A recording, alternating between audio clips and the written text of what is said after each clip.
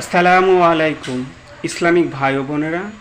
প্রিয় নবী হজরত মুহাম্মদ সাল্লাল্লাহু আলাইহি সাল্লাম যখন জন্মগ্রহণ করেন তখন কিছু অলৌকিক দৃশ্য দেখা যায়।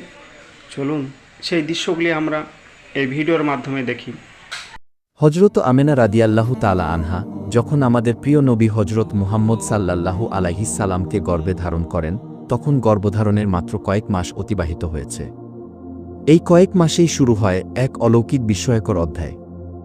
হজরত আমেনা যখন রাস্তায় হাঁটতেন কিংবা কারো সঙ্গে সাক্ষাৎ করতে যেতেন, তখন তার শরীর থেকে ভেসে আসত এক অপার্থিব ঘ্রাণ, যা মেশকে আম্বারের এক জান্নাতি সুবাস। এই সুবাসে আচ্ছন্ন হয়ে পড়ে পুরো মক্কা।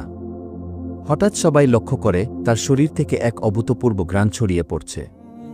এটা কোনো দুনিয়ার সুঘ্রাণ নয়, এটি যেন জান্নাতি মেশকে আম্বারের একটি সৌরভ, যা নিঃশব্দে ছড়িয়ে পড়ছে মক্কার অলিতে গলিতে। এই ঘ্রাণ কেবল একবার নয়, প্রতিবারই টের পাওয়া যায়। মানুষের মনে কৌতূহল জন্ম হয় এবং গুঞ্জন ছড়িয়ে পড়ে পুরো মক্কায়। লোকেরা বলে, কিভাবে সম্ভব? কিছুদিন আগেই তো তার স্বামী আব্দুল্লাহ ইন্তেকাল করেছেন, এবং তার তো জানা আছে আরবের রীতিতে স্বামী মারা গেলে স্ত্রী সুগন্ধি ব্যবহার করতে পারে না, আতর তো দূরের কথা। তাদের প্রশ্ন, তবে কি আমেনা নিজের শরীরে আতর মেখে রাস্তায় ঘুরে বেড়াচ্ছে? মানুষের এই গুঞ্জন ধীরে ধীরে পৌঁছে গেল নবীজির দাদা আব্দুল মুত্তালিবের কানে। মানুষের কাছে এমন কথা শুনে আব্দুল মুত্তালিব অত্যন্ত চিন্তিত হয়ে উঠলেন। অতঃপর একদিন তিনি বাড়িতে ফিরে নিজের স্ত্রীকে ডেকে বললেন, শোনো, আমার ছেলে আব্দুল্লাহ ইন্তেকাল করেছে, মাত্র কয়েকদিন হয়েছে, কিন্তু আমার পুত্রবধূ আমেনাকে নিয়ে লোকেরা নানা কথা বলছে। লোকেরা বলে আমেনা আতর মেখে রাস্তায় বের হয়, তার শরীর থেকে আতরের গন্ধ ছড়িয়ে পড়ে। এ সম্পর্কে তুমি কি জানো কিছু? তার স্ত্রী গভীরভাবে নিঃশ্বাস নিয়ে বললেন, ওগো স্বামী, তুমি মানুষদের গন্ধ পাওয়ার কথা বলছো, অথচ আমি যখন তার সঙ্গে গোসলখানায় যাই, সে যখন গোসল শেষে বের হয়, তখন সমস্ত ঘর যেন আতরে ডুবে যায়। মনে হয় কেউ যেন গোসলখানায় জান্নাতি মেশকে আম্বর ঢেলে রেখেছে। এত মনোমুগ্ধকর ঘ্রাণ, যা এই মক্কা নগরীতে কোথাও মেলে না। আমি নিজেও তো অবাক হয়ে যাই, আমেনা কোথা থেকে পেল এত অপার্থিব সৌরভ? এই কথার পর আব্দুল মুত্তালিব আর অপেক্ষা করলেন না। তিনি আমেনাকে ডেকে পাঠালেন। আমেনা মাথা নিচু করে হাজির হলেন। অতঃপর আব্দুল মুত্তালিব স্নেহের কণ্ঠে জিজ্ঞাসা করলেন, আম্মাজান, আমার ছেলে মারা যাওয়ার পর আমি তোমার মধ্যে এক পরিবর্তন লক্ষ্য করছি। তুমি কি সত্যিই আতর ব্যবহার করো? তোমার এই ঘ্রাণ কোথা থেকে আসে? এই সম্পর্কে তুমি কি আমাদের কিছু বলতে চাও? এই প্রশ্ন শুনে হজরত আমেনার চোখ বেয়ে অশ্রু ঝরতে লাগল। তিনি কাপা কণ্ঠে বলতে লাগলেন, আব্বাজান, অনেকদিন ধরে বলতে চাইছিলাম, বলা হয়ে উঠছিল না। কিন্তু আজকে যখন আপনি নিজেই জানতে চাইছেন, তখন না বলেও পারছি না। আব্বাজান, আমি কোনো আতর ব্যবহার করি না, কোনো সুগন্ধি মাখি না। কিন্তু যেদিন থেকে আমার গর্ভে আপনার পুত্র আব্দুল্লাহর সন্তান এসেছে, সেদিন থেকে আমি অনুভব করি যেন আমার শরীরটাই মেশকে আম্বারে পরিণত হয়ে গেছে। হজরত আমেনা আরও বললেন, আব্বাজান, শুধু এটুকুই নয়, আমি আরও অনেক আশ্চর্য ঘটনা অনুভব করেছি। আজকে আমি সব কিছুই বলতে চাই।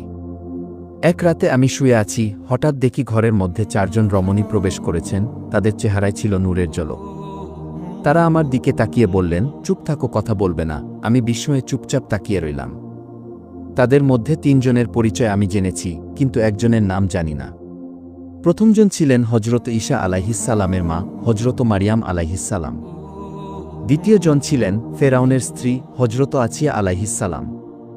তৃতীয়জন ছিলেন হজরত মুসা আলাইহিসসালামের বোন কুলছুম। তারা আমার কপালে ও গালে চুম্বন করলেন, তারপর বললেন, আমরা তোমার জন্য হাদিয়া নিয়ে এসেছি। তারা আমাকে 3টি ফুল দিয়ে গেলেন, সেই ফুলগুলো এখনও আমার ঘরে যত্নে রাখা। তারা আমাকে বললেন, আমেনা, তোমার গর্ভে এখন যে রয়েছেন, তিনি আখেরি জামানার নবী, দোজাহানের সর্দার, হাবিবুল্লাহ হজরত মুহাম্মদ সাল্লাল্লাহু আলাইহিসসালাম। তোমাকে আমরা শুধু এই সুসংবাদ দিতে এসেছি। তারা আরও বললেন, তিনি জান্নাতে আমাদের স্বামী হবেন। এখন তিনি তোমার গর্ভে আমানত হিসেবে রয়েছেন, তোমার উপর দায়িত্ব হল তার সম্মান রক্ষা করা। এই কথা শুনে নবীজির দাদা আব্দুল মুত্তালিব স্তব্ধ হয়ে গেলেন। তিনি কিছুই যেন বুঝে উঠতে পারলেন না। হজরত আমেনা আবার বললেন, আব্বাজান, আমি আরও অনেক অলৌকিক ঘটনা লক্ষ্য করেছি। যেদিন থেকে বুঝেছি আমার গর্ভে সন্তান এসেছে, সেদিন থেকে যখন আমি রাস্তায় বের হই, আকাশের মেঘমালা আমাকে ছায়া প্রদান করে। রাস্তার ধুলোবালি গাছপালা যেন আহলান শাহলান বলে সালাম জানাতে থাকে। তখন আমার মনে হয় কেউ যেন আমার সঙ্গে হেঁটে চলেছে। তারা বলে, আখেরি নবীর পদধ্বনি শোনা যাচ্ছে। আব্বাজান, আরেকটি আশ্চর্য ঘটনা আপনাকে বলি। গতকাল কূপ থেকে পানি আনতে গিয়েছিলাম, প্রতিদিন কষ্ট করে বালতি দিয়ে টেনে পানি উপরে তুলতে হয়। কিন্তু কাল যা ঘটল, আমি নিজেই বিশ্বাস করতে পারছিলাম না। আমি পাত্র নিয়ে কূপে পৌঁছাতেই বালতি নিজে থেকেই উপরে উঠতে লাগল এবং নিজে থেকেই আমার পাত্রটি ভর্তি করে দিল। আব্বাজান, আপনি বিশ্বাস করবেন না, আমি আরও বলতে চাই, হঠাৎ আমি শুনতে পেলাম এক অদৃশ্য আওয়াজ। কে যেন বলতেছে, আমেনা, তুমি যাকে গর্ভে ধারণ করেছ তিনি তো সরকারে কায়নাত। সরকারে কায়নাতকে পেটে করে কূপের কাছে আসার দরকার ছিল না, পানির দরকার হয়েছে বললেই তো পানি ঘরে চলে যেত। হজরত আমেনা বললেন, আব্বাজান, আমি জানি না এসব কিভাবে হচ্ছে, আমি তো কিছুই বুঝে উঠতে পারছি না। তবে একটা কথা বুঝি, আমি তো খুব ভালো আছি, আমি তো অনেক শান্তিতে আছি। আব্বাজান, আমার তো খুব ভালোই লাগতেছে, মনে হয় যেন আল্লাহর রহমতের আশ্রয়ে আছি। হজরত আমেনা রাদিয়াল্লাহু তাআলা আনহা আরও বর্ণনা করেন, আমি নারীদের কাছে শুনতাম, যখন কারো গর্ভে সন্তান থাকে তখন মায়েদের বিভিন্ন কষ্টের সম্মুখীন হতে হয়। কখনো হাত পায়ে ব্যথা, কখনো মাথা ব্যথা, কখনো বমি, কখনো জ্বর এবং কখনো মন মেজাজ কিটকিটে হয়ে ওঠে। এসব শুনে আমি অবাক হতাম, কারণ এই 9 মাসে আমার তেমন কোনো কষ্ট অনুভূতি হয়নি, এমনকি আমার মাথা ব্যথা পর্যন্ত হয়নি। এছাড়াও হজরত আমেনা রাদিয়াল্লাহু তাআলা আনহা বলেন, এই সময়ে তিনি বেশ কিছু বিস্ময়কর স্বপ্নও দেখতেন। হজরত মুহাম্মদ সাল্লাল্লাহু আলাইহিস সালামের দাদা আব্দুল মুত্তালিব কাবা শরীফের কাছে গিয়ে দিনরাত আল্লাহর কাছে প্রার্থনা করতেন। তিনি কাঁদতেন আর বলতেন, হে আল্লাহ, আমার ছেলে আব্দুল্লাহ এই দুনিয়ায় নেই, কিন্তু তার ঘরে একটি সন্তানের জন্ম হতে চলেছে। হে আল্লাহ, তুমি এই শিশুটির হেফাজত করো এবং আমার আব্দুল্লাহর বংশ অবশিষ্ট রাখো। রাসূল সাল্লাল্লাহু আলাইহিস সালামের সকল চাচারা অধীর আগ্রহে অপেক্ষা করছিলেন যে তাদের ভাই আব্দুল্লাহর ঘরে সন্তান কখন জন্মাবে। এভাবে দীর্ঘদিন চলে গেল। ইহুদিদের ধর্মগ্রন্থে একটি সুস্পষ্ট ভবিষ্যৎবাণী ছিল, যখন শেষ নবীর আগমন ঘনিয়ে আসবে তখন আকাশে একটি রহস্যময় লাল রঙের তারা উদিত হবে। এই তারার আবির্ভাব হবে তার জন্মের ঠিক 10 দিন আগে। এই বাণী বহু বছর ধরে তাদের আলেম এবং পণ্ডিতেরা প্রজন্মের পর প্রজন্ম ধরে মনে রেখেছিল। অবশেষে সেই প্রতীকী মুহূর্তটি এসে উপস্থিত হল। একদিন রাতের আকাশে হঠাৎ এক উজ্জ্বল লাল তারা জ্বলে উঠল। আকাশের বুকে তারার উপস্থিতি যেন ঘোষণা করে দিল একজন মহামানবের আগমন আসন্ন। ইহুদি জাতির মধ্যে এ ঘটনা নিয়ে চাঞ্চল্য ছড়িয়ে পড়ে। তাদের আলেমরা মানুষদের একত্র করলেন এবং বললেন, এটি সেই লাল তারা, যার অর্থ হচ্ছে শেষ নবী পৃথিবীতে আগমন করতে যাচ্ছেন আর মাত্র 10 দিন বাকি আছে। অতএব তোমরা এখনই মদিনায় গিয়ে খোঁজ করো, সেখানে এমন কোনো নারী আছেন কিনা যার সন্তান জন্মের সময় এসেছে। ইহুদি দল মদিনায় গিয়ে খোঁজখবর নিতে লাগল। তারা একে একে সব গর্ভবতী নারীর অবস্থা জানল, কিন্তু তারা অবাক হয়ে দেখল সেখানে কেউ এমন অবস্থায় নেই যার সন্তান জন্ম মাত্র 10 দিনের মধ্যে হবে। অনেকে বললেন তাদের সন্তান জন্মাবে 2 মাস পর, আবার অনেকে বললেন এখনও 3 মাস বাকি। তখন হতাশ হয়ে তারা আবার ফিরে এসে তাদের আলেমদের জানালো, মদিনায় এমন কাউকে পাওয়া যায়নি। তখন আলেমরা বললেন, তাহলে এবার মক্কায় যাও এবং অনুসন্ধান করো সেখানে। ইহুদি অনুসন্ধানকারী দল মক্কায় রওনা দিল। মক্কায় এসে তারা প্রতিটি গৃহের প্রতিটি পরিবারের খোঁজ নিতে লাগল। কিছু সময় পর তারা জানতে পারল মক্কায় 5টি পরিবারে সন্তান জন্ম হওয়ার সময় ঘনিয়ে এসেছে। তারা আরও গভীরভাবে অনুসন্ধান করে বের করল এদের মধ্যে একটি পরিবারে এমন একটি শিশু জন্মাবে যার পিতা আর বেঁচে নেই। এই খবর শুনে তারা স্তব্ধ হয়ে গেল। লোকেরা বলল, আব্দুল মুত্তালিবের একজন পুত্র ছিল, তার নাম আব্দুল্লাহ, কিছু মাস আগে তিনি ইন্তেকাল করেছেন। তার স্ত্রী গর্ভবতী এবং শীঘ্রই সন্তানের জন্ম হবে। এটা শুনে ইহুদিরা যেন হঠাৎ পাথরের মতো ভারী হয়ে গেল। তাদের মুখে হতাশার ছাপ দেখা যাচ্ছে, চোখে যেন অশ্রু। তারা কাঁদতে কাঁদতে তাদের আলেমদের কাছে ফিরে গেল এবং বলল, হায় আফসোস, নবুয়াতের আলো আর আমাদের জাতির মধ্যে থাকতেছে না। তা চলে গেছে মক্কার দিকে, একটি গরিব পরিবারের এতিম শিশুর দিকে। এভাবে দিন অতিবাহিত হতে লাগল। সেই গৌরবের মুহূর্তের অপেক্ষায় যেন আকাশ বাতাস, পাক পাখালি এমনকি প্রতিটি জীব অধীর হয়ে উঠল। একটি অলৌকিক আশায় সমস্ত সৃষ্টি যেন দুলে উঠল। অবশেষে সেই মহিমান্বিত রাত এসে গেল, যেই রাতের জন্য সৃষ্টি জগৎ প্রতীক্ষায় ছিল আদিকাল থেকে। আজকে জন্ম নেবেন তিনি, যার আলো যুগের অন্ধকার কেটে যাবে। আজকে জন্ম নেবেন সেই মহান ব্যক্তি যার কারণে এই মহাবিশ্বের সৃষ্টি হয়েছে। রাত হয়ে এসেছিল তখন হজরত আমিনা রাদিয়াল্লাহু তাআলা আনহার পেটে হালকা ব্যথার অনুভূতি হয় এবং তিনি বুঝতে পারলেন যে হয়তো আজই আমার শিশুর জন্ম হতে চলেছে। তিনি আব্দুল মুত্তালিবকে এই কথা জানালেন। নবীজির দাদা আব্দুল মুত্তালিব তার মহল্লার শিফা নামের একজন মহিলাকে ডেকে বললেন, আজ রাতে তুমি আমিনার কাছে থাকো, কারণ আমার ছেলে আব্দুল্লার ঘরে আজ এক শিশুর জন্ম হবে। রাত গভীর হতে লাগল, চাঁদও যেন নীরবে মেঘের আড়ালে লুকিয়ে গেল। হজরত আমিনা বলেন, যে রাতে আমার সন্তানের জন্ম হল সেই রাতে আমাদের বাড়িতে এমন দরিদ্র ছিল যে আমাদের কাছে প্রদীপ জ্বালানোর তেলও ছিল না। এই দরিদ্রতার মধ্যেই আমাদের প্রিয় নবী হজরত মুহাম্মদ সাল্লাল্লাহু আলাইহিস সালাম এই পৃথিবীতে আগমন করলেন। সেই রাতে আব্দুল মুত্তালিব ও তার ছেলেরা বাড়ির বাইরে বসেছিলেন, যেন তাদের ভাই আব্দুল্লার স্ত্রীর সঙ্গে কোনো কিছু ঘটে গেলে তারা যেন তাৎক্ষণিক চিকিৎসার ব্যবস্থা করতে পারেন। সমস্ত রাতে কেউই ঘুমাননি, রাত কেটে যাচ্ছিল, চারপাশ ছিল অন্ধকার। ভোরের সময়ে হজরত আমিনার পেটে আবার হালকা ব্যথা অনুভূতি হল। তিনি বুঝতে পারলেন জন্মের সময় ঘনিয়ে এসেছে। তিনি শিফাকে ডেকে বললেন, আমার ব্যথা হচ্ছে। 1 ঘন্টা অপেক্ষা করার পর ভোরের আলো ফোটার কিছুক্ষণ আগেই আমাদের প্রিয় নবী হজরত মুহাম্মদ সাল্লাল্লাহু আলাইহিস সালাম পৃথিবীতে আগমন করলেন। রাসূল সাল্লাল্লাহু আলাইহিস সালামের জন্মের পর 3টি অদ্ভুত ঘটনা ঘটেছিল, যা দেখে শিফাও বিস্ময়ে হতবাক হয়ে গেল। প্রথমত, সাধারণত শিশুর জন্মের পর শিশুর নাড়ি তার মায়ের সাথে সংযুক্ত থাকে, কিন্তু আমাদের প্রিয় নবী সাল্লাল্লাহু আলাইহিস সালামের নাড়ি তার মায়ের সাথে কোনোভাবেই যুক্ত ছিল না। দ্বিতীয়ত, শিশুর জন্মগ্রহণের সময় তার সঙ্গে স্বাভাবিক কিছু চিহ্ন বা রক্তের দাগ আসে, কিন্তু আমাদের প্রিয় নবী সাল্লাল্লাহু আলাইহিস সালামের জন্মের সময় তার সঙ্গে এক ফোঁটাও রক্ত বা তরল আসেনি। তৃতীয়ত, সাধারণত ছেলে শিশুর জন্মের পরবর্তী সময়ে তার খাতনা করা হয়, কিন্তু আমাদের প্রিয় নবী সাল্লাল্লাহু আলাইহিস সালামের জন্মের সময় মায়ের পেটেই তার খাতনা সম্পন্ন হয়ে যায়, পৃথিবীতে তার খাতনা করতে হয়নি। এই 3টি বিষয় দেখে শিফা আতঙ্কিত হয়ে পড়লেন এবং তিনি হজরত আমেনা রাদিয়াল্লাহু তাআলা আনহার কাছে বললেন, আমি আমার জীবনে এমন শিশুর জন্ম দেখিনি। শিফা তখন নবী করিম সাল্লাল্লাহু আলাইহিস সালামকে কোলে নিয়ে মাটিতে শোয়ালেন। তখন তিনি হঠাৎ নিজের অবস্থান পরিবর্তন করে সিজদায় চলে গেলেন।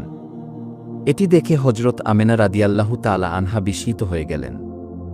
নবী করিম সাল্লাল্লাহু আলাইহিস সালাম অনেকক্ষণ সিজদায় ছিলেন এবং তারপর মাথা তুলে আকাশের দিকে আঙ্গুল তুলে ইঙ্গিত করলেন, যেন সবাইকে জানিয়ে দিলেন যে এই সৃষ্টির অধিপতি কেবল একমাত্র আল্লাহ তাআলা।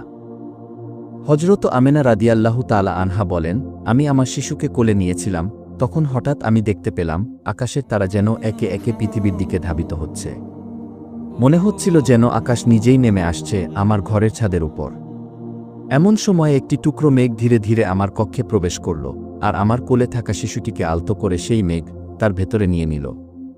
মেঘের গায়ে তখন আলোর ঝলকানি, তার ভেতর থেকে ভেসে এলো এক গম্ভীর ও কোমল আওয়াজ, হে জিবরাইল, এই শিশুকে দুনিয়ার সব প্রান্তে ঘুরিয়ে নিয়ে যাও এবং তাকে সকল নবীর গুণাবলী দাও।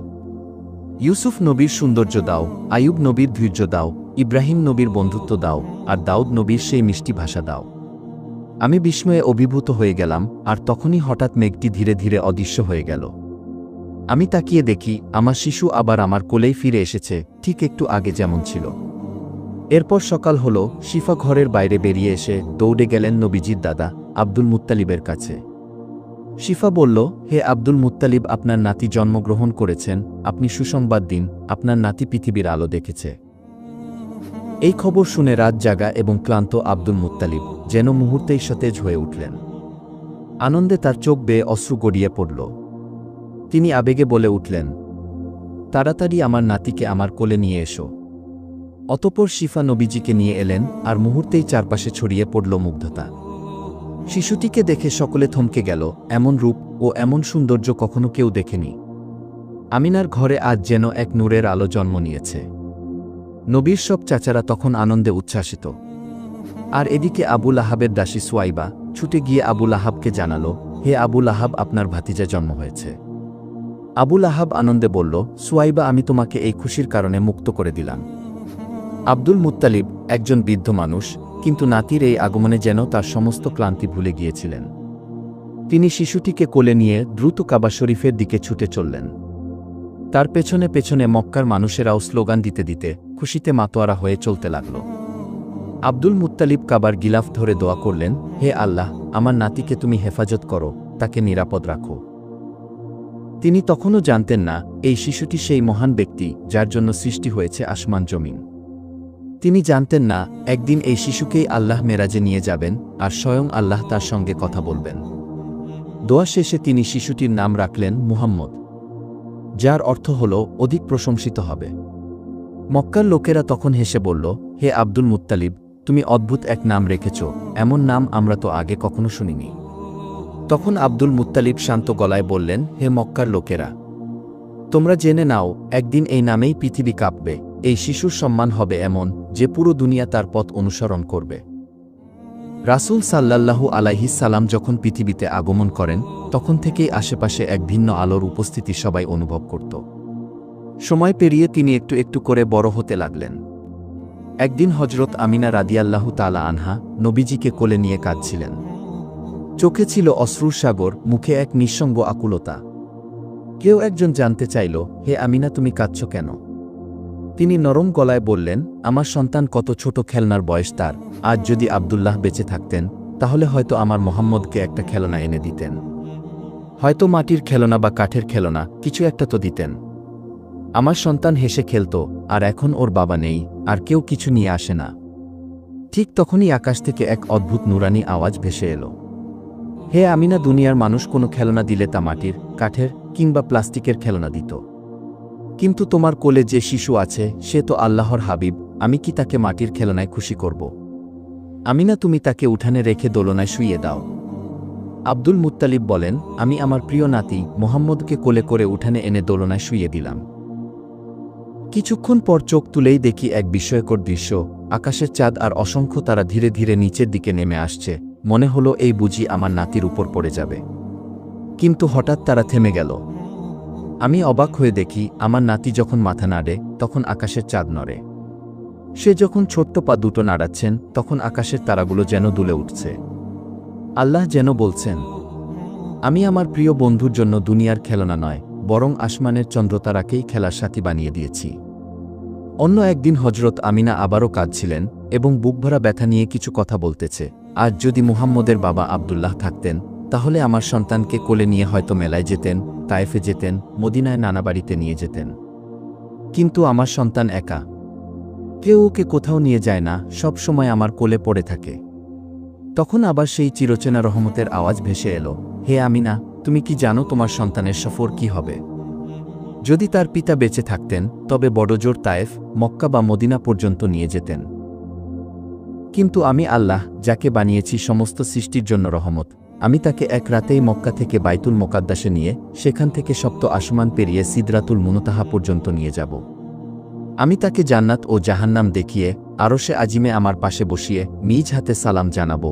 তোমাকে কথা দিলাম, এই সফর শুধু পৃথিবীর নয়, এই সফর আসমানসমূহের, এই সফর হাবিবের মর্যাদার, এই সফর কেবল মুহাম্মদের জন্য। আল্লাহ তাআলা পবিত্র কোরআনে বলেছেন, আমি তো তোমাকে বিশ্ববাসীর জন্য রহমত হিসেবেই প্রেরণ করেছি। সূরা আম্বিয়া আয়াত ১০৭। শেষ নবী হজরত মুহাম্মদ সাল্লাল্লাহু আলাইহিস সালাম পৃথিবীর জন্য রহমত হিসেবে এসেছেন। প্রসিদ্ধ বর্ণনা অনুযায়ী মহানবী হজরত মুহাম্মদ সাল্লাল্লাহু আলাইহিস সালাম ৫৭০ খ্রিস্টাব্দের ১২ রবিউল আওয়াল সোমবার শুবে সাদিকের সময় পবিত্র মক্কা নগরীর কুরাইশ বংশের হাশেমি গোত্রে জন্মগ্রহণ করেন। নবীজির জন্মের আগে বেশ কয়েক বছর আরবে দুর্ভিক্ষ দেখা দিয়েছিল।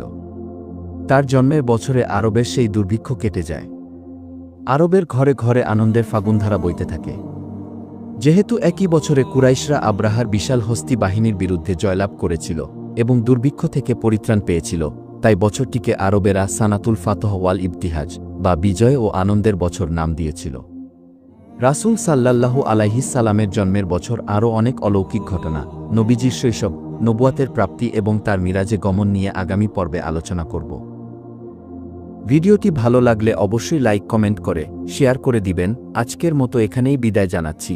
সবাই ভালো থাকবেন, সুস্থ থাকবেন।